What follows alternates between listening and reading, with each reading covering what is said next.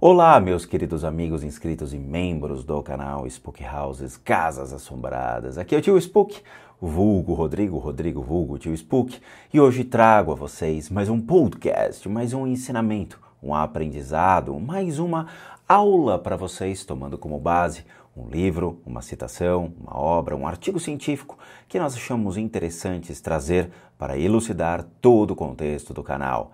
Sentem-se e acomodem-se, porque tem muita coisa legal a ser aprendida a partir de agora. Falando sobre o contato com os anjos, o mundo espiritual não só é a morada das almas e dos espíritos dos mortos, mas consiste também em vários planos sobrepostos habitados por guias, guardiões e anjos. O artista Michelangelo certa vez comentou que viu um anjo no mármore e o esculpiu até libertá-lo. Desde os primeiros anjos, como as deusas aladas do Antigo Egito, até os querubins da arte do século XVIII, o símbolo do anjo e sua mensagem mudaram consideravelmente ao longo dos anos. Originalmente, as mensagens dos anjos vinham dos deuses pagãos. Anjo significa mensageiro, e um anjo era simplesmente um intermediário entre os dois mundos. Mais tarde, o cristianismo adotou o mensageiro como se fosse criação sua, e os anjos passaram a ser considerados serviçais celestes de Deus. Entre as celebridades que acreditavam em anjos estão a mística irlandesa Lorna Barney, cujo livro As Memórias Angels in My Hair já vendeu mais de 500 mil de exemplares em 50 países, e a britânica Diana Cooper, cujo guia espiritual Kumeka revelou a ela a verdade sobre os ditos orbes. A escritora americana Doreen Virtue é a criadora da terapia dos anjos, baseada na ideia de que a comunicação com os anjos é a chave para a cura. Existem muitos relatos de pessoas que viram ou encorajaram anjos. Vamos ver alguns deles. Falando sobre a Santa Cecília. A Virgem Cecília, do século III depois de Cristo, uma menina de grande talento musical, era filha de um senador romano. Como era o costume, um casamento foi arranjado com um elegante e jovem valeriano que ainda acreditava no panteão dos deuses romanos. Cecília já havia se convertido ao cristianismo. Na noite de núpcias, Valeriano queria consumar o casamento, mas Cecília disse que ela estava sob a proteção de um anjo que guardava sua virgindade. Valeriano, ansioso para ver o anjo e para se deitar com a sua amada, concordou em visitar um bispo cristão e ser batizado. Sua conversão ao cristianismo iria lhe garantir a visão do anjo e a consumação do casamento. Ao voltar para casa, o anjo coroou o casal com rosas e, em seguida, partiu para o céu. Mas outra família e os amigos de Valeriano queriam ver o anjo também, e por isso concordaram em ser batizados. Como as convenções ao cristianismo tornaram-se numerosas, Cecília foi presa pelo prefeito romano, que ainda era pagão e condenava à morte por asfixia em vapores de água. Por razões desconhecidas, ela escapou do seu terrível destino, mas um carrasco tentou decapitá-la 3 vezes sem conseguir separar a cabeça do corpo, e ela levou vários dias para morrer. Quando morreu, dizem ter cantado com os anjos e se tornou posteriormente patrona da música. Falando sobre a famosa Joana d'Arc, reverenciada como uma heroína política na França desde os tempos de Napoleão, Joana d'Arc, que morreu em 1431, continua sendo um símbolo de coragem feminina e execução injusta. Mas o mais importante sobre a cruzada religiosa que ela empreendeu no final da Guerra dos 100 Anos é o fato de que ela acreditava totalmente na ideia de que Deus estava enviando suas mensagens por meio de anjos. Suas visões dos anjos, entre eles os arcanjos Miguel e Gabriel, além de muitas outras hostes, também levaram à especulação de que talvez os anjos e o mundo espiritual possam ajudar aqueles que querem mudar o curso da história para melhor. Falando sobre a famosa Teresa d'Ávila, a reformadora carmelita Teresa d'Ávila, que morreu em 1582, contribuiu muito para reavivar o culto da espiritualidade mística na Igreja Católica. Ela fugiu de sua casa perto de Madrid na esperança de conseguir seu martírio sobre os punhais dos invasores árabes, mas foi encontrada tempo depois e enviada para um convento. Como muitos místicos, ela começou a sofrer de uma variedade de doenças nutricionais, mas sua dedicação ao estudo de manuscritos medievais dava-lhe tempo para recontar todas as suas experiências místicas ou êxtases.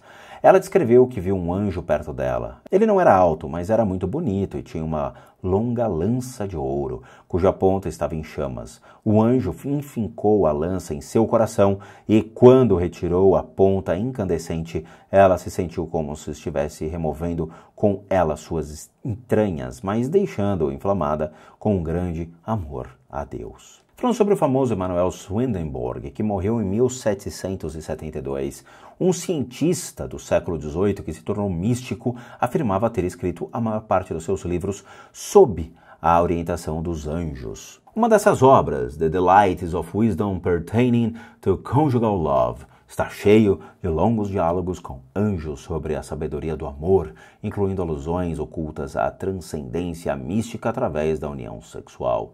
Swedenborg contou que anjos aprovavam certas formas de sexo, mas somente se elas rompessem o controle da mente.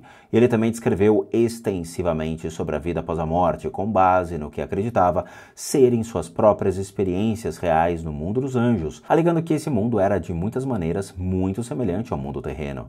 Seu trabalho também revela que os anjos do céu não têm uma experiência etérea ou efêmera, mas sim uma vida ativa do serviço ao próximo.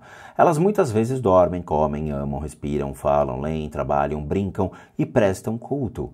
Vivem uma vida de verdade num corpo espiritual e, de acordo com Swedenborg, na Terra só veem os anjos aqueles que têm os olhos espirituais abertos. Falando sobre o famoso William Blake, guardado por um anjo doce, como no seu poema O Anjo. William Blake, que morreu em 1827, foi um poeta, pintor e místico.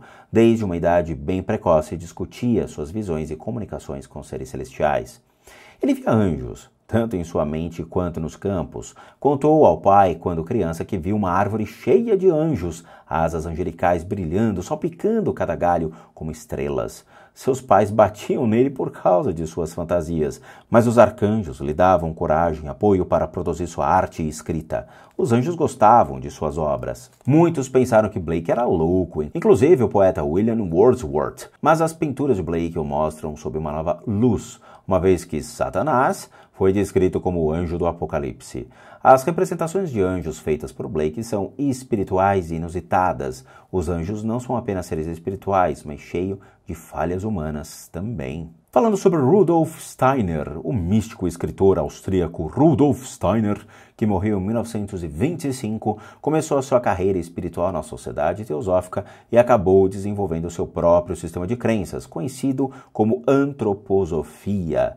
Steiner acreditava em todas as entidades espirituais e descrevia muito de suas visões ou experiências com esses seres. Ele acreditava que os anjos são como nossos guias invisíveis e companheiros ao longo da vida. Escreveu como eles interagem com outras hierarquias espirituais e acreditavam que, através dos sonhos, configuramos nosso futuro como nosso guia angélico. Ele acreditava que os anjos vêm até nós para que possamos nos libertar espiritualmente. Falando sobre Billy Graham, conselheiro espiritual evangélico de muitos presidentes americanos, Graham tornou-se uma das poucas estrelas da mídia no século XX ligadas à religião. Seu trabalho converteu muitos céticos a aceitar Jesus Cristo como seu salvador. Sua obra, Angel, God's Secret Agents, abriu o caminho para o surgimento da nova crença de que anjos podem nos ajudar em tudo o que fazemos e até mesmo lutar por nós. Compartilhando suas cruzadas angelicais com mais de 200 milhões de pessoas em todo o mundo, ele acredita que os anjos estão do nosso lado, nos defender de suas espadas. Seus anjos cristãos, reavividos desde então, se tornam uma fonte de tranquilidade e proteção em tempos de medo. Essa recente paixão pelo retorno dos anjos está hoje presente na consciência coletiva e pode proporcionar uma cura poderosa e auxílio espiritual, bem como conforto e orientação. Falando sobre Vasula Raiden, mais conhecida pela sua compilação de milhares de mensagens de Deus em 1985, Vasula acredita que em seu próprio anjo guardião. Ao fazer uma lista de compras quando morava em Bangladesh, com sua família, ela sentiu uma sensação de formigamento nos dedos e uma presença invisível guiou sua mão para escrever numa caligrafia, estilo e conteúdo totalmente diferentes do seu próprio. As palavras eram: "Eu sou seu anjo da guarda e meu nome é Daniel." Ela conta que o anjo voltou alguns dias depois e eles passaram muitas horas se comunicando. Acreditava que ela foi chamada por Deus para promover a unidade dos cristãos. Ela dedica-se agora ao trabalho de organizar eventos mundiais, numa tentativa de conciliar todas as denominações cristãs. Falando sobre Elizabeth Kubler-Ross. Os anjos estão muitas vezes presentes nos relatos dos indivíduos que passaram por experiências de quase morte. Isso foi pesquisado extensamente por Elizabeth Kubler-Ross na década de 1960, resultando em seu livro On Death and Dying. Na década de 1900, Ross se interessou pelo fato de que as crianças veem anjos quando se aproximam da morte. Sejam eles amigos imaginários ou anjos da guarda, ela acreditava que a partir do momento em que chegamos ao fim dessa experiência física, estamos na presença desses guias, que esperam por nós e nos ajudam na transição dessa vida para a próxima. Isso está em sintonia com as ideias de Platão, Pitágoras e muitos dos mais antigos místicos e filósofos que acreditavam em daimons ou guias espirituais. Os estigmatizados e anjos. Estigmatizados também relatam visões vívidas de anjos e outras entidades espirituais. Um dos primeiros casos registrados foi o de São Francisco de Assis, no século XIII. Enquanto orava durante um jejum, um serafim apareceu para ele. Um anjo de 6 asas em uma cruz, então transformou na visão de Jesus crucificado. Depois que o anjo partiu, São Francisco descobriu uma profunda ferida na lateral do corpo, as marcas de pregos de ferro e feridas sangrando em seus pés e mãos. Um outro padre que estava orando com Francisco, na ocasião foi o primeiro a relatar o fenômeno dos estigmas, quando ele comentou que o anjo lhe deu a dádiva das 5 chagas de Cristo. Falando sobre o famoso Padre Pio, o padre carismático Pio, que morreu em 1968, vivia como um apóstolo do Novo Testamento em San Giovanni Rotondo, Foggia, na Itália, e era conhecido pelos seus milagres e experiências místicas. Ele expulsou o diabo do corpo de algumas pessoas, foi espancado por demônios em sua cela e conversou com anjos que o visitaram para orientá-lo enquanto tratava os doentes. Muitos céticos tentavam provar que ele era um impostor e, à medida que o seu culto se intensificava, o mesmo acontecia com seus delírios e a maior parte dos psicólogos e cientistas o consideram psicótico. Então, em 1918, ele recebeu seus primeiros estigmas visíveis que, estranhamente, ficaram com ele pelos 50 anos seguintes e ninguém jamais conseguiu provar que eles o falsificou. Falando sobre Garbandal. A região montanhosa de Cantábria, do norte da Espanha, não é uma região mais conhecida da Europa, nem é muito visitada, exceto por uma pequena aldeia conhecida como Garbandal, que se mantém inalterada há mais de 50 anos e onde uma extraordinária aparição de anjos ocorreu. Uma noite de verão da década de 1960, numa estrada de terra na periferia da pequena aldeia, 4 meninas de 12 anos ouviram um trovão ribombar acima delas. Elas olharam para o céu e ofegaram de medo e temor quando viram um anjo dourado surgindo das nuvens. Era 18 de junho de 1961. E nos 8 dias seguintes, Conchita, Maria Jacinta e Maria Cruz relataram visões repetidas do arcanjo Miguel, que transmitiu a mensagem de que elas em breve receberiam a visita da Virgem Maria. As meninas logo ficaram famosas por suas visões, não apenas entre os crentes católicos, mas no mundo todo.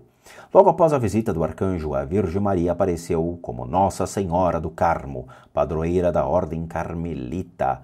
As meninas caíram em transe e assim começaram suas peregrinações em êxtase em torno da aldeia. Elas caminhavam por todas as ruas da aldeia, às vezes correndo por encostas íngremes, às vezes até mesmo de costas. À medida que as façanhas surpreendentes ficavam conhecidas, mais e mais curiosos chegavam a presenciar esses estranhos êxtases e pedir que as meninas oferecessem objetos pessoais à Virgem Maria para que os abençoassem. Elas transmitiram mensagens divinas para o mundo sobre milagres, avisos e castigos, e sobre como as pessoas deviam se voltar para suas almas em busca de sua verdade espiritual. Em seus transes, as meninas eram insensíveis à dor, luz brilhante e outros estímulos externos.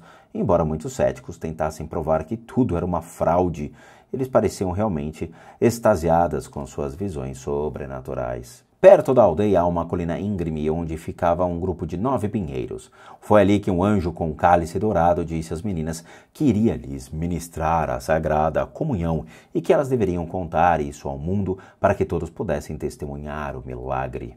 Em 18 de julho de 1962, a cidade estava repleta de visitantes, todos esperando para ver o acontecimento.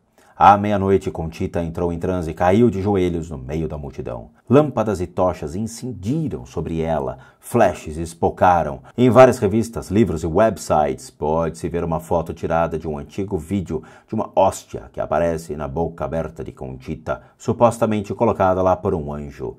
Uma testemunha, um agricultor espanhol, escreveu: "Eu estava em pé a menos de 1 metro da menina. Seu rosto era angelical. Eu posso atestar que ela ficou ali imóvel, sem mover as mãos ou a língua. Nessa posição, ela recebeu a hóstia sagrada." Com a cobertura maciça da imprensa, a curiosidade pública e, mais tarde, as acusações de fraude, a controvérsia tornou Garambandal um número circense. Mas as aparições terminaram e a controvérsia se acalmou. São Pio de Pietrelcina e Madre Teresa de Calcutá acreditaram e apoiaram as aparições. Embora a Igreja Católica nunca tenha refutado, elas nunca foram totalmente aprovadas também. Garambandal é hoje um centro de peregrinação, atraindo milhares de pessoas do mundo inteiro. As pessoas vão lá para ser abençoadas por Nossa Senhora do Carmo, outras na esperança de ver um anjo. Mas o que quer que tenha acontecido nessa aldeia simples nas montanhas, esse é um dos lugares do mundo onde os anjos aparecem nos trazer o conforto e a proteção que todos nós estamos procurando. Falando sobre Dona Gatti, a agente de cura contemporânea e aficionada por anjos, Dona Gatti dirige uma escola para iluminação espiritual conhecida como Angel Academy nos Estados Unidos. Sua primeira experiência mística ocorreu quando ela tinha 4 anos de idade. O contato com um anjo conhecido como Dália mudou a sua vida e levou-a a entrar em contato com os arcanjos como Miguel e Uriel. Durante uma experiência de quase morte ocorrida durante uma cirurgia, ela se viu fora do corpo, observando a certa distância os médicos que tentavam salvá-la. No plano astral, ela parecia capaz de voar e se viu cercada por um oceano de luz branca. Foi então que viu 2 anjos que lhe ofereceram ajuda para voltar para casa. Desde então, ela tem visto anjos grandes como torres e outros do tamanho da cabeça de um alfinete. Pesquisadores da Baylor University, em Waco, Texas, entrevistaram em 2008 1.700 pessoas e constataram que 55% dos entrevistados, incluindo 1 em cada 5 que afirmaram não ser religiosos, acreditavam que já foram protegidos por um anjo da guarda alguma vez na vida. Uma pesquisa de 2007 descobriu que 68% dos americanos acreditavam que anjos e demônios estão ativos no mundo. E uma pesquisa de 2011 feita pela US Associated Press revelou que 77% dos americanos adultos acreditavam em seres etéreos. Bom, meus amigos, este foi mais um capítulo, mais um episódio desse incrível podcast conhecido como a Bíblia da Vida Após a Morte. Espero que vocês tenham gostado, espero vê-los também nos próximos episódios. Não deixe de acompanhar mais um capítulo desse incrível podcast. E só lembrando, para aqueles que realmente procuram e precisam de ajuda, tratamentos direcionados às suas limpezas de casas ou tratamento para suas enfermidades, para doenças físicas, mentais, emocionais, espirituais, kármicas ou o que for, devem encaminhar sua solicitação única e exclusivamente para limpezadecasas@gmail.com. Para aqueles que querem tornar-se membros, nós temos o programa Seja Membro. Basta clicar dentro da própria plataforma do YouTube e que você contribui com R$8 para nos ajudar dentro desse projeto e continuar caminhando dentro da plataforma. Além, obviamente, do sistema de doação pelo próprio PayPal. Além disso, nós temos a nossa lojinha casasassombradas.com.br com muita coisa legal para vocês. Vejo vocês nos próximos episódios e nos próximos vídeos. E bons sustos a todos nós.